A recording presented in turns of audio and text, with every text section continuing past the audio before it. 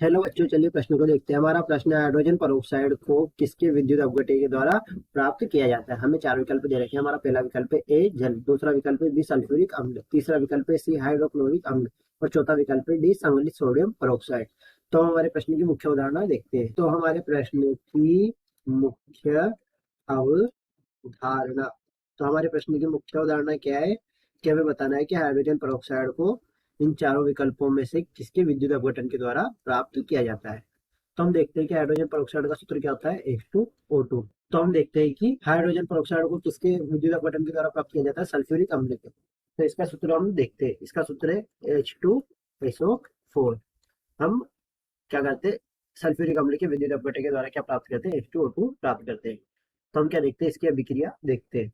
तो जब हम H2SO4 को क्या करते हैं, गर्म करते हैं, क्या करते हैं, सूर्य के ताप में रखते हैं, गर्म करते हैं, तो हमें क्या प्राप्त होता है, H2SO4 से H plus plus HSO4 minus. अब इस अभिक्रिया को हम संतुलित करते हैं तो क्या होता है, दो H2SO4 और दो H प्लस और दो HSO4। अब हम क्या करते हैं, ये HSO4 प्राप्त हुआ है, हम इसका क्या करते हैं, विद्युत अपघटन क्या करते हैं, विद्युत अपघटन कर देते हैं। किसका, HSO4 का। तो हमें क्या प्राप्त होता है, HO3 HO3 SOO SO3 H। क्या प्राप्त होता है हमें, परोक्सी डाइसल्फेट। क्या प्राप्त होता है, परोक्सी परोक्सी डाई सल्फेट।